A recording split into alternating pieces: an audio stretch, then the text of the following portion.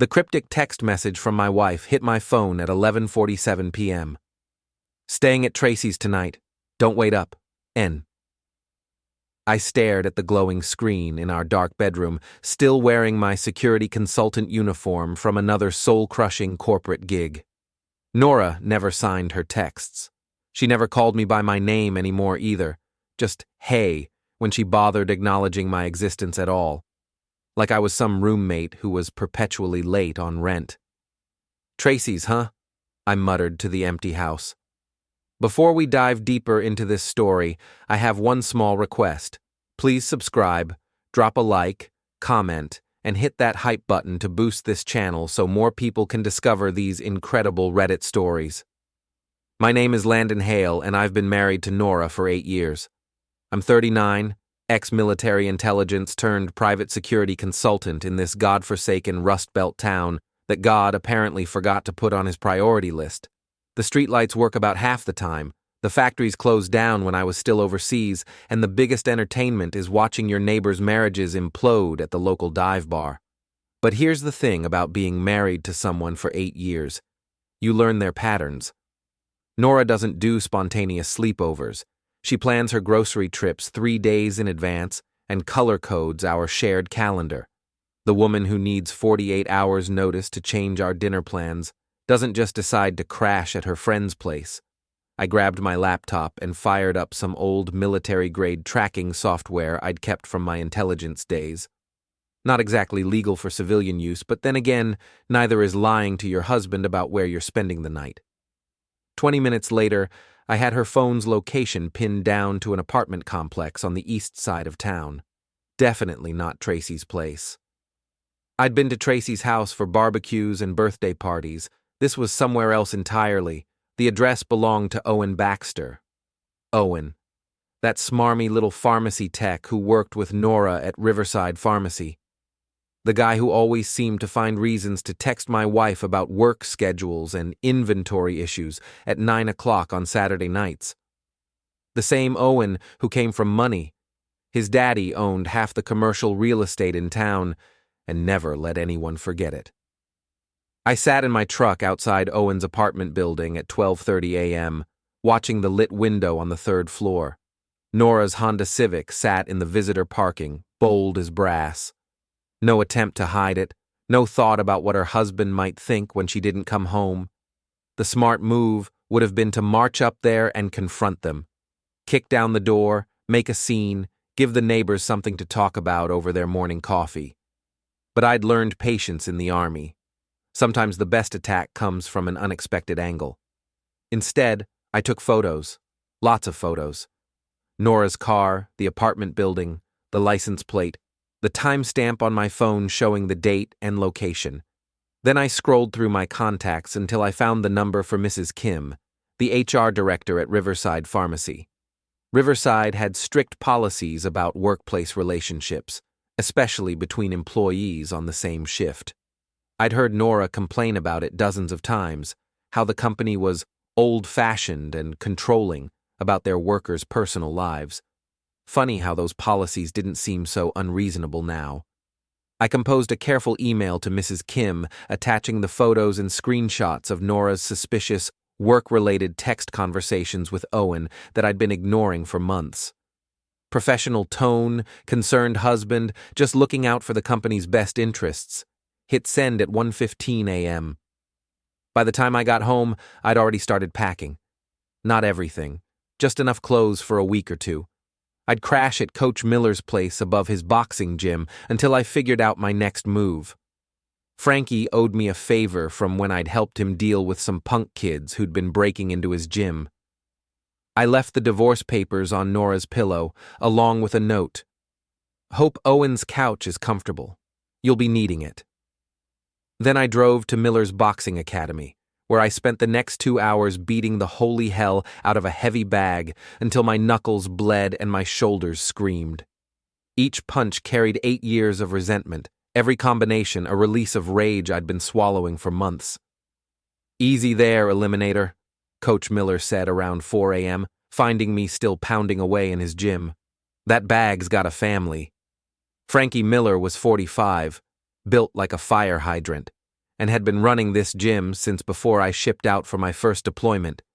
He'd seen plenty of guys work through their problems with leather and canvas. "My wife's screwing her coworker," I said between punches. "Thought you should know why I'm redecorating your gym at 4 in the morning." "Ah, hell." Franky tossed me a towel. "The pharmacy girl? I always thought she was too good for this town. Turns out, she was just too good for me." My phone buzzed with the first of what would become a flood of increasingly frantic voicemails from Nora. I let it go to voicemail, then played the messages on speaker while I rapped my knuckles. "Landon, what the hell? I come home and you're gone? Call me back right now. This is insane. You can't just leave divorce papers like some kind of psychopath. I can explain everything. Mrs. Kim called me at 6 a.m. 6 a.m., Landon. Do you have any idea what you've done? Call me back. You misunderstood everything. It's not what you think. Owen and I were we were working late and, God, you're such a paranoid freak." I deleted the messages without responding. Nothing says misunderstood like catching your wife in another man's apartment at midnight on a Tuesday. The sun was coming up over our hopeless town, painting the sky the color of rust and broken promises.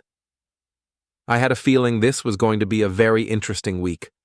Word travels fast in a town where the biggest excitement is usually someone getting arrested for public intoxication outside the Dollar General. By Thursday morning, half of Main Street knew that Landon Hale had moved out on his wife, and the other half was making up increasingly creative reasons why. I was nursing my second cup of coffee at Mel's Diner when I overheard Dolores Patterson telling her sister that I'd finally snapped and was probably dangerous to be around. According to Dolores, who heard it from her cousin who worked at the bank, I'd been acting strange for months, and Nora was lucky to escape with her life. "Morning, Dolores," I said, sliding into the booth behind her. "Lovely day to spread completely fabricated gossip about your neighbors, isn't it?" She turned beet red and suddenly found her scrambled eggs fascinating. The thing about small towns is that everyone picks sides, whether they know the facts or not. And Nora had gotten to work early on the narrative. Her Facebook status had changed from married to "it's complicated," accompanied by a post about toxic relationships and emotional abuse that had garnered 43 sympathetic comments from people who'd never seen me raise my voice. My favorite was from her sister Jessica. "You're so brave for getting out. Some men hide their true nature for years." I screenshotted that one for my lawyer. The irony was that I'd been the perfect husband by most standards. I worked steady jobs, paid the bills on time, never cheated, rarely drank, and the closest I'd come to emotional abuse was occasionally leaving dirty dishes in the sink overnight. But facts don't matter when there's a good story to tell. My phone rang while I was walking to my truck. Unknown number. "Landon, it's Tracy Odell." Tracy, Nora's best friend since college, the HR manager at Riverside Pharmacy, and apparently the woman my wife had been lying about staying with. Tracy had always been friendly enough at social gatherings, sharp, professional, the kind of person who remembered everyone's birthday and organized the office Christmas parties. "Tracy, I'm guessing this isn't a social call. Can we meet? There's some things about Nora and Owen that you should know. Things that, well, they go back further than you might think." "Interesting. What kind of things?" "Not over the phone. Can you meet me at Corrigan's bar tonight? Around 8? Corrigan's was the kind of place where conversations got lost in the ambient noise of classic rock and clinking beer bottles. Perfect for sharing secrets you didn't want overheard. "I'll be there." I spent the afternoon at the gym, working combinations on the speed bag while my mind worked over possibilities. Tracy was Nora's closest friend, but she was also HR. If she wanted to meet secretly, it meant the situation was more complicated than a simple workplace affair. Coach Miller wandered over around 5, watching me work the bag with mechanical precision. "You're thinking too hard," he said. "Your footwork's getting sloppy." "My wife's friend wants to meet, says there's more to the story." "There always is." Franky leaned against the wall, arms crossed. "Question is whether you want to know it. Sometimes ignorance is easier. Easier doesn't get you justice. Justice. He laughed, but not like anything was funny. Son, I've been watching men fight their battles in this gym for 20 years. Good thing I'm not looking to just survive. Corrigan's bar sat wedged between a pawn shop and a tax preparation service, its neon sign flickering the word beer in letters that had given up on the letter E sometime during the Clinton administration. The interior smelled like cigarettes and disappointment, despite the smoking ban that had supposedly been enforced for the past decade. Tracy was already there when I arrived, nursing a whiskey sour in a corner booth. She looked nervous, which was unusual. In all the years I'd known her, Tracy Odell had never seemed nervous about anything. "Thanks for coming," she said as I slid across from her. I ordered a beer and waited. In intelligence work, you learn that people will fill silence if you let them. Tracy was no exception. "Owen's been bragging," she said finally, "about Nora, about how easy it was to get her attention." "How long?" 6 months, maybe longer. She stared into her drink. "He started right after his divorce was finalized. Said he wanted to upgrade to a married woman because they were more grateful." The beer tasted like cardboard, but it gave me something to do with my hands besides making fists. "And you're telling me this why?" "Because Owen's not just some harmless guy having an affair. He's—" She looked around the bar, making sure no one was listening. "He's been stealing from the pharmacy, controlled substances, selling them to kids at the community college. Now we were getting somewhere. Proof? I've been documenting everything. Inventory discrepancies, schedule changes, security footage. I was going to report him, but then this thing with Nora started, and I thought maybe what? Maybe you'd want to handle it yourself." I studied Tracy's face in the dim bar light. She was attractive in a professional way. Sharp cheekbones, intelligent eyes, the kind of woman who probably had her retirement portfolio balanced and her oil changed every 3,000 miles. Not the type to suggest vigilante justice. "Why would you think that?" "Because Owen's been telling people that Nora has been loser who couldn't satisfy his wife. Because he's been showing off photos that Nora sent him. Because he's planning to move in with her as soon as your divorce is final, and he wants to make sure everyone in town knows he won." The beer bottle creaked in my grip. "Photos. I'm sorry, Landon. I tried to talk to Nora, but she thinks she's in love. She thinks Owen's going to take her away from this town, set her up in some fancy apartment in the city. She doesn't know about the drugs, doesn't know he's just using her. But you do. I know Owen Baxter. I've worked with him for 3 years. He's a narcissist and a criminal, and he's going to destroy your wife's life just because he can." Tracy finished her drink and signaled for another. "The question is whether you're going to let him." I left Corrigan's with a flash drive full of security footage, inventory reports, and text message screenshots that Tracy had been collecting for weeks. She'd done her homework: dates, times, dollar amounts, even photos of Owen's new BMW that he definitely couldn't afford on a pharmacy tech's salary. But more importantly, I left with a plan. Owen Baxter wanted to play games? Fine. I'd spent 4 years in military intelligence learning how to play games with people who had actual training. Some small-town pretty boy with a drug habit and an inflated ego was going to be child's play. My phone buzzed with another voicemail from Nora as I walked to my truck. I almost deleted it without listening, but curiosity won. "Landon, please. We need to talk. I know you're angry, but you don't understand the whole situation. Owen's he's not what you think. He's been helping me through some things, personal things I couldn't talk to you about. Just, please call me back. We can work this out." I saved the message. My lawyer would want to hear that one. The streetlights were flickering on as I drove back to the gym, casting intermittent shadows across empty storefronts and abandoned lots. This town was fading, and people like Owen Baxter were the vultures picking at the corpse. But vultures, I'd learned in the desert, were surprisingly easy to hunt once you understood their patterns. Time to go hunting. Friday night brought the monthly Riverside Pharmacy staff party, held at the community center with its flickering fluorescent lights and industrial carpet that had seen better decades. I wasn't invited, obviously, but that had never stopped me before. I arrived fashionably late, around 9 p.m., wearing my best suit and carrying a bottle of expensive champagne. The kind of entrance that says, "I belong here," even when everyone knows you absolutely don't. The party was in full swing. Pharmacy techs, nurses, administrative staff, and their various spouses clustered around folding tables laden with potluck dishes and cheap wine. I spotted Nora immediately, wearing a red dress I'd bought her for our anniversary last year. She was standing close to Owen near the punch bowl, laughing at something he'd whispered in her ear. Owen looked exactly like what he was, a 31-year-old man-child who'd never worked a day harder than necessary in his life. Expensive haircut, designer jeans, the kind of confident smirk that comes from having daddy's money as a safety net. The conversation died as I walked in. 20 pairs of eyes tracked my movement across the room, waiting to see what the crazy husband would do.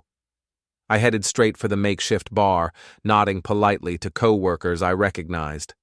"Evening, everyone. Beautiful night for a party." Mrs. Kim, the HR director, intercepted me before I could get a drink. "Landon, I don't think you should be here." "Public building, Mrs. Kim. Community centers open to all community members." I smiled my most charming smile. "Besides, I brought champagne. Dom Perignon, 2015. Figured we should celebrate." "Celebrate what?" "New beginnings.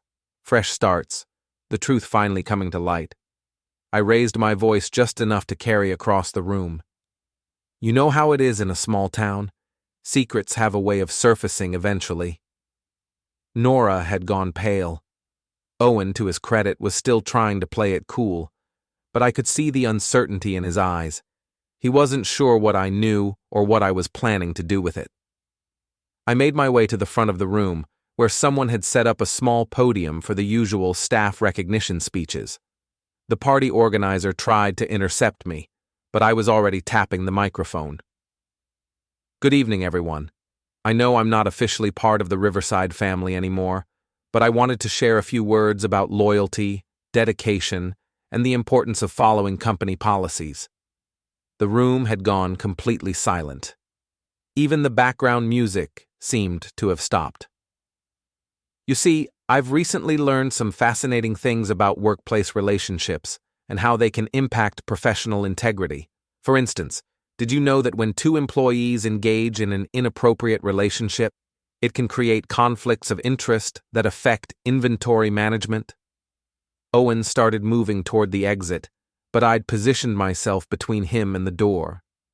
Take controlled substances, for example. When personal relationships interfere with professional judgment, sometimes things go missing. Pills get misplaced, security protocols get overlooked, and before you know it, someone's running a side business that could shut down the entire pharmacy. "That's enough." Owen's voice cracked slightly. "You don't know what you're talking about." "Don't I?" I pulled out my phone, opening the folder of evidence Tracy had provided. "Because I have security footage that suggests otherwise. Time-stamped videos of after-hours inventory access, unexplained discrepancies in narcotic counts, and some very interesting text messages about special deliveries to college students." Mrs. Kim stepped forward. "If you have evidence of criminal activity, you need to report it to the proper authorities." "Oh, I plan to, right after I finish my toast." I raised the champagne bottle. "To Owen Baxter, who taught us all that some people will steal anything, drugs, money, other men's wives, and to my dear wife Nora, who's about to learn that her boyfriend isn't the successful entrepreneur he pretended to be." Owen lunged at me then, which was exactly what I'd been hoping for. I sidestepped easily, letting his momentum carry him into the folding table laden with desserts. He went down in a crash of chocolate cake and broken dishes, covered in frosting and shame. The room erupted in chaos, people shouting, phones coming out to record the drama, Mrs. Kim trying to restore order. In the confusion, I calmly walked over to where Owen was struggling to get up, cake frosting in his expensive haircut. "Here's the thing about bullies," I said quietly, just loud enough for him to hear. "They're only tough when they think they're winning." I helped him to his feet with exaggerated courtesy, brushing cake crumbs off his shirt. "You might want to call a lawyer, Owen, and maybe a new employer. I hear McDonald's is hiring." Nora was crying, mascara running down her cheeks in black streams. She looked like she wanted to say something. But what was there to say? Her affair partner was a drug dealer, her marriage was over, and half the town had just watched her life implode in real time. I left the champagne bottle on the registration table and walked out into the cool night air, feeling better than I had in months. My phone started ringing before I reached my truck. Tracy. Jesus Christ, Landon. What did you just do? Public service announcement. You're welcome. Owen's threatening to sue. Mrs. Kim is talking about calling the police. And Nora, she paused. Nora's completely falling apart. Good. Maybe now she'll understand what consequences feel like. This isn't over. Owen's not going to just disappear quietly. He's got connections, money. He's going to come after you. I started the truck, watching through the community center windows as the party continued to dissolve into chaos. Let him try. I've got more ammunition where that came from. What do you mean? I mean, Owen Baxter has been very sloppy with his digital security. Amazing what you can find when someone uses their birthday as their password for everything. The silence on the other end of the line stretched long enough that I thought Tracy had hung up. Landon, what exactly did you find? Bank records showing deposits that don't match his salary. Photos of him with high school kids who definitely aren't old enough to be buying prescription medications legally. Text messages with suppliers in the city. Email conversations about expanding his business to other pharmacies in the region. I pulled out of the parking lot, heading back toward the gym. Owen's not just a small-time pill pusher, Tracy. He's been planning to franchise. My God. Your God had nothing to do with it. This was all Owen's brilliant business plan.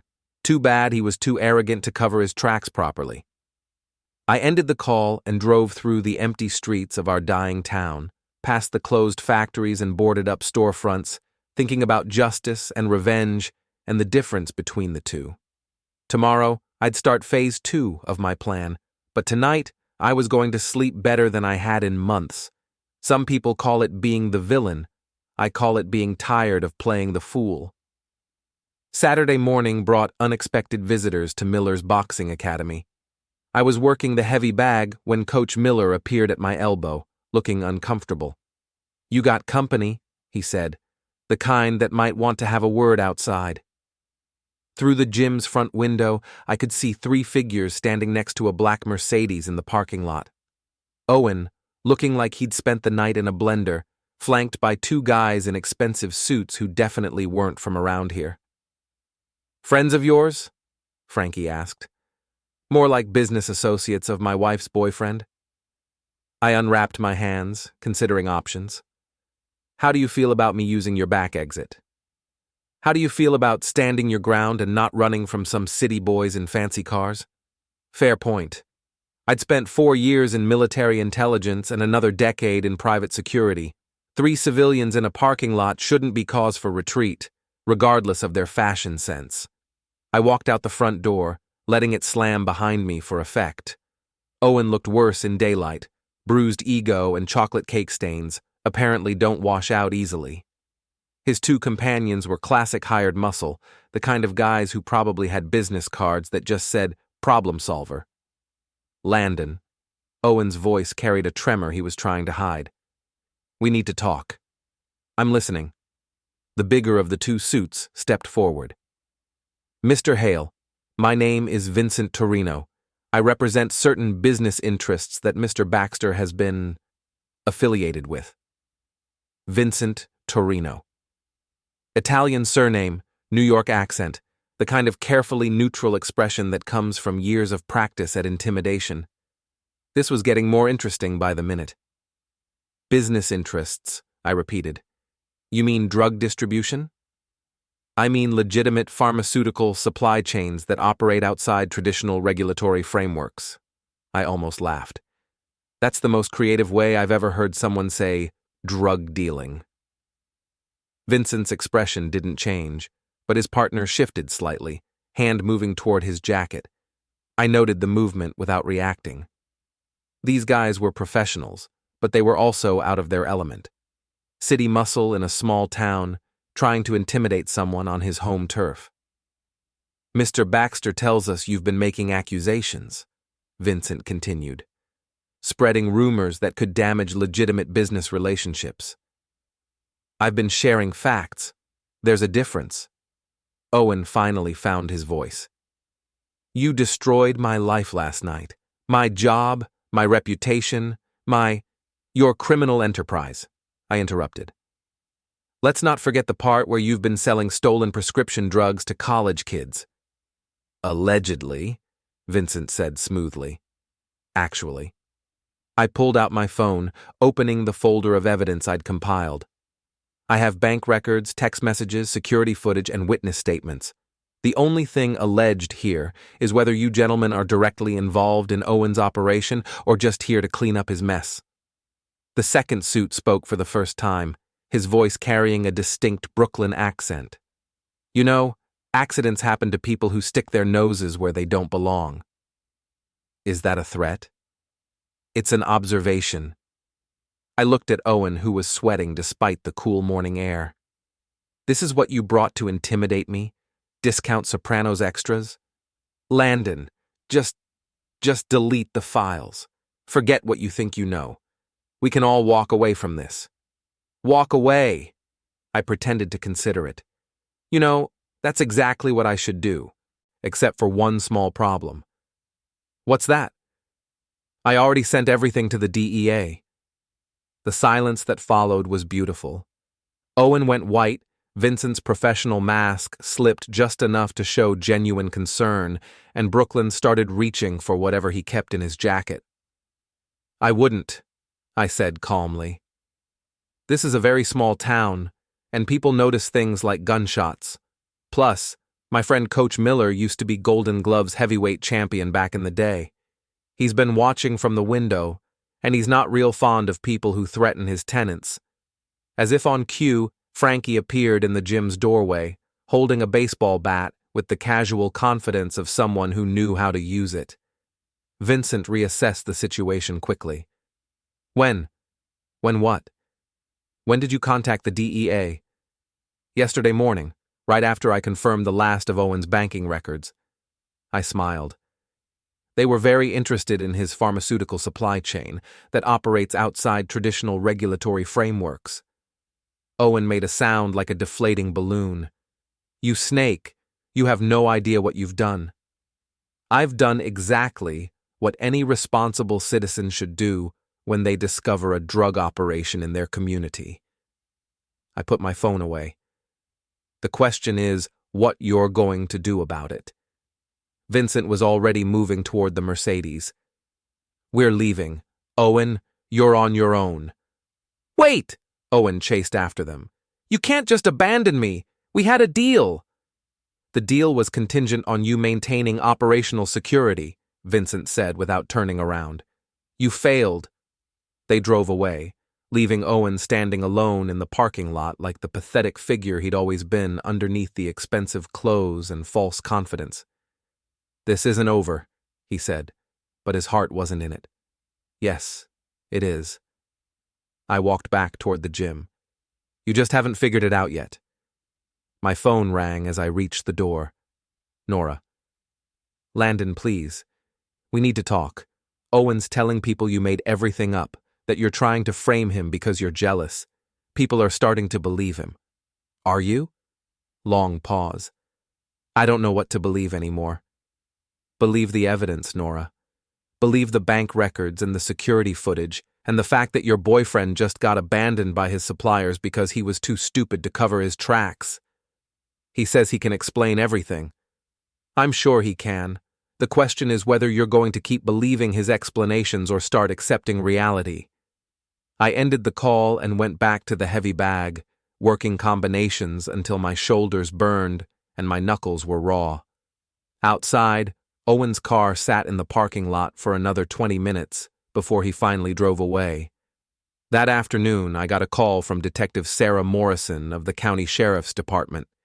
The DEA had indeed received my information and were opening an investigation. They'd also shared the evidence with local law enforcement, who would be conducting their own inquiry into Owen's activities. "We'll need you to come in for a formal statement," Detective Morrison said, "and we'll probably need you to testify if this goes to trial." "Happy to help." "One more thing, Mr. Hale. We understand there was an incident last night at the pharmacy staff party. Just a public service announcement that got a little out of hand." "Uh-huh. Well, try to keep your public service announcements to a minimum while we conduct our investigation. We don't want anything to compromise the case." "Understood." But I wasn't done yet. Not by a long shot. Owen Baxter had made this personal when he decided to destroy my marriage for sport. He'd dragged my name through the mud, turned my wife against me, and tried to intimidate me with hired muscle. Now, it was time for the finale. The annual Riverside Community Block Party was scheduled for the following Saturday, a tradition that brought together residents from across our small town for an afternoon of barbecue, bad music, and gossip disguised as neighborly conversation. It was also the perfect venue for what I had planned. I spent the week making preparations, phone calls to certain contacts from my military days, conversations with local business owners who'd had their own run-ins with Owen and his family's money, a carefully orchestrated social media campaign that began with anonymous tips to local Facebook groups and escalated to direct messages containing very specific photographic evidence. By Friday night, half the town knew that Owen Baxter was under federal investigation for drug trafficking. The other half knew that Nora Hale had been having an affair with said drug trafficker. What they didn't know was that I had one final card to play. Saturday afternoon arrived gray and overcast, with the kind of humidity that made everything stick to everything else. The block party was held in Riverside Park, a patch of brown grass and rusted playground equipment that the city council optimistically called a community gathering space.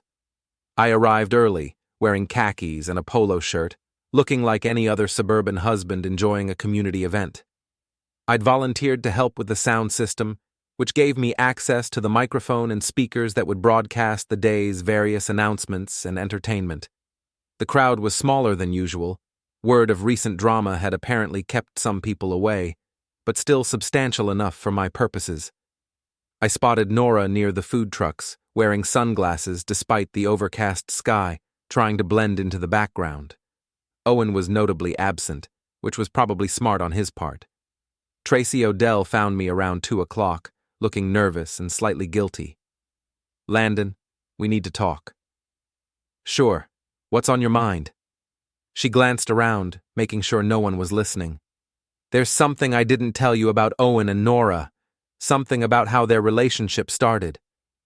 "I'm listening." "It wasn't random. Owen didn't just decide to pursue a married woman for fun." She took a deep breath. I introduced them. "Interesting. Why?" "Because..." Another pause, longer this time. "Because I wanted to hurt you." The pieces clicked into place with almost audible precision.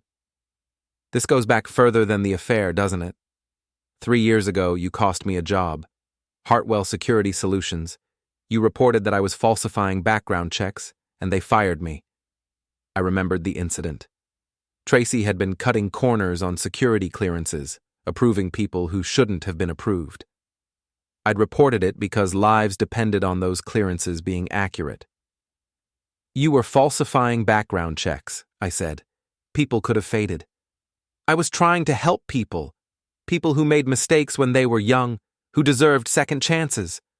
Her voice was rising, attracting attention from nearby families. "You destroyed my career over paperwork. I prevented a security breach that could have gotten people eliminated. You ruined my life, so I decided to ruin yours." The words came out in a rush, like she'd been holding them back for years. I knew Owen was looking for a married woman to play with. I knew Nora was unhappy, felt unappreciated, so I introduced them at a pharmacy Christmas party and let nature take its course. You orchestrated my wife's affair for revenge. I orchestrated your wife's awakening. She deserved better than you. I stared at Tracy for a long moment, processing the revelation. My wife's best friend, the woman who'd been offering me evidence and sympathy, had actually been the puppet master pulling strings from the beginning. Does Nora know?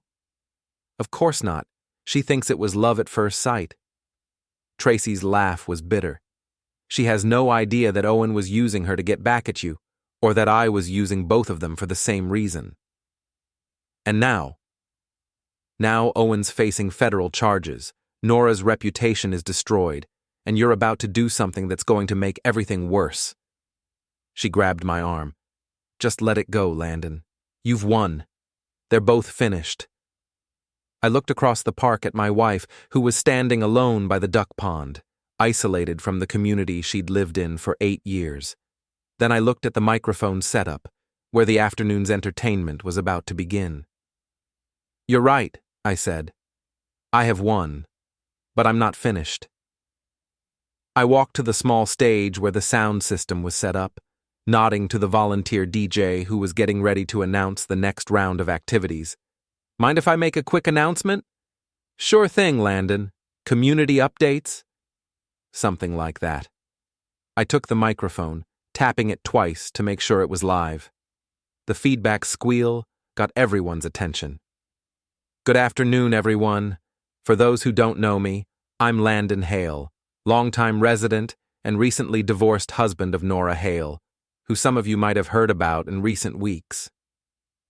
The crowd began gathering closer, sensing drama. In small towns, public humiliation was better than cable television. I wanted to take a moment to thank some people who've been instrumental in recent events.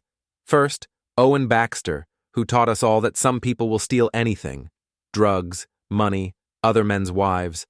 Unfortunately, Owen couldn't be here today, as he's currently meeting with federal investigators about his pharmaceutical side business. Murmurs rippled through the crowd.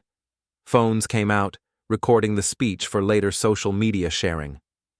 I'd also like to thank my soon-to-be ex-wife Nora, who demonstrated that 8 years of marriage means less than 6 months of excitement with a drug dealer.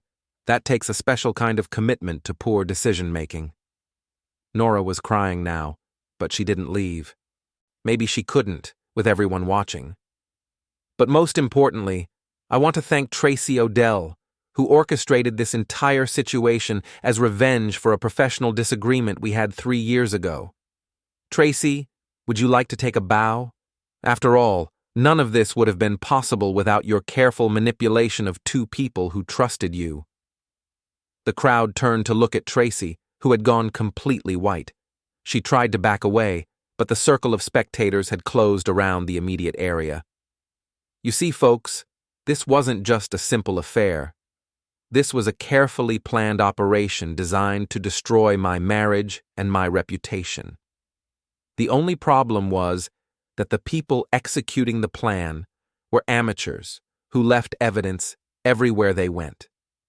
I pulled out my phone, connecting it to the sound system's Bluetooth input. For example, here's a recording of Tracy admitting her role in the conspiracy, recorded just 15 minutes ago. Her voice came through the speakers clearly. I introduced them. I wanted to hurt you. I decided to ruin yours. I orchestrated your wife's affair for revenge. The crowd's murmur became a roar. In a small town, there's nothing worse than manipulation and betrayal, especially when it's laid out in public for everyone to see.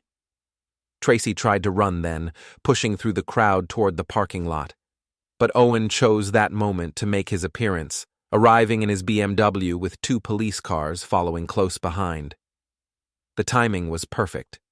Tracy ran straight into the arms of Detective Morrison, who was there to arrest Owen on federal drug charges.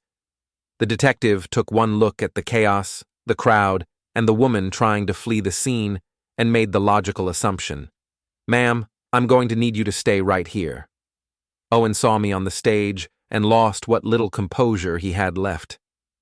He charged through the crowd, screaming obscenities and threats, while Detective Morrison and her partner tried to maintain order. I stepped down from the stage to meet him, and Owen threw a wild punch that missed by 6 inches. I responded with a right cross that connected solidly with his jaw, dropping him onto the grass in front of half the town. "That's for 8 years of marriage you helped destroy," I said as he tried to get up. He swung again from his knees, and I caught his wrist, twisting just hard enough to send him back to the ground. "And that's for thinking you were smart enough to intimidate me." Detective Morrison finally reached us, handcuffs already out.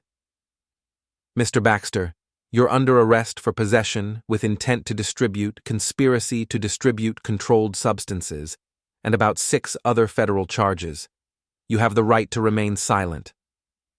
As Owen was being read his rights, Tracy made another attempt to escape, this time heading for the duck pond like she was planning to swim to freedom.